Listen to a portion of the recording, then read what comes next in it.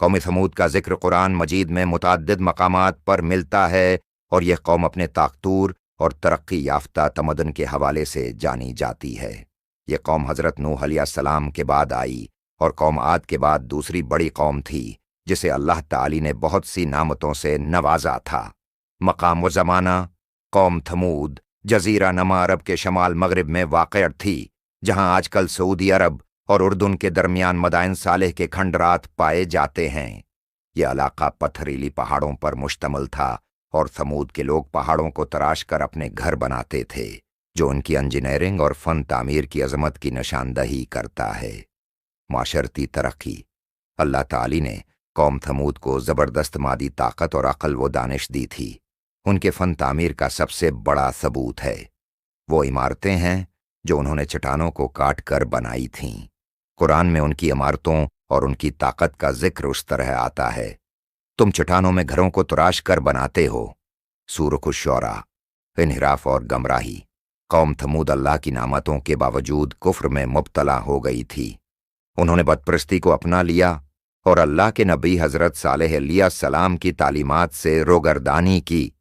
حضرت صالح علیہ السلام کو اللہ تعالی نے ان کی ہدایت کے لیے بھیجا تھا، مگر قوم ثمود نے ان کی بات ماننے کے بجائے ان کا مذاق اڑایا اور نافرمانی پر ڈٹ گئی۔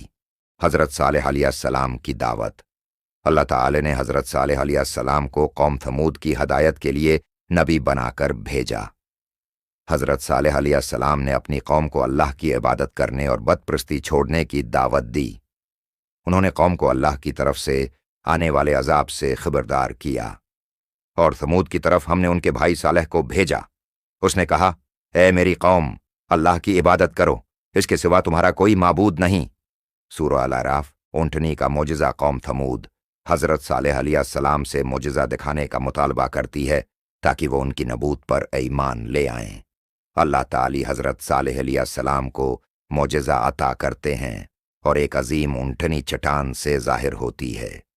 یہ اونٹنی ان کے لیے ہے، ایک نشانی تھی، اور حضرت صالح علیہ السلام نے قوم کو اس اونٹنی کے ساتھ حسن سلوک کرنے اور اسے کوئی نقصان نہ پہنچانے کی تاکید کی۔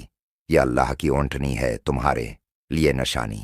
اسے چھوڑ دو کہ اللہ کی زمین میں چر چگے، اور اسے کسی برے ارادے سے ہاتھ نہ لگانا، ورنہ تمہیں دردناک عذاب پکڑے گا۔ سورۃ الاعراف۔ قوم ثمود کی سرکشی اور اونٹنی کا قتل: حضرت صالح علیہ السلام کی نصیحت کے باوجود قوم ثمود کے سرداروں نے اللہ کی اونٹنی کو نقصان پہنچایا اور اسے قتل کر دیا۔ اس گناہ کا ارتکاب کرنے کے بعد قوم نے حضرت صالح علیہ السلام کو بھی چیلنج کیا اور عذاب کا مطالبہ کیا۔ پھر انہوں نے اونٹنی کی کونچیں کاٹ ڈالیں اور اپنے رب کے حکم سے سرکشی کی اور کہنے لگے: اے صالح، جس عذاب سے تو ہمیں ڈراتا تھا اسے لے آ، اگر تو پیغمبر ہے۔ سورۃ الاعراف۔ سوائے اعلان: قوم ثمود کی اس سرکشی کے بعد حضرت صالح علیہ السلام نے انہیں اللہ کے عذاب سے آگاہ کیا اور انہیں 3 دن کی مہلت دی۔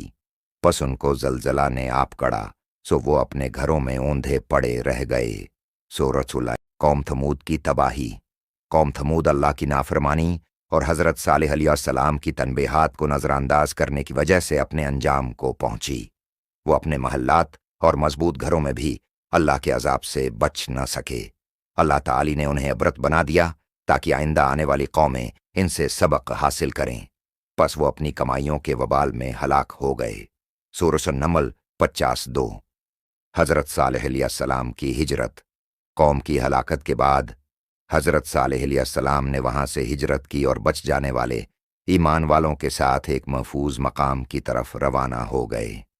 انہوں نے اپنی قوم کی بربادی پر افسوس کا اظہار کیا اور فرمایا: اے میری قوم، میں نے تمہیں اپنے رب کا پیغام پہنچا دیا اور تمہاری خیر خواہی کی، لیکن تم خیر خواہوں کو پسند نہیں کرتے تھے۔ سورۃ الاعراف 99۔ حضرت صالح علیہ السلام کی یہ نصیحت اور قوم ثمود کی ہلاکت تاریخ کا ایک اہم سبق ہے جو اللہ کے احکامات کی خلاف ورزی کرنے والوں کے انجام کو واضح کرتا ہے۔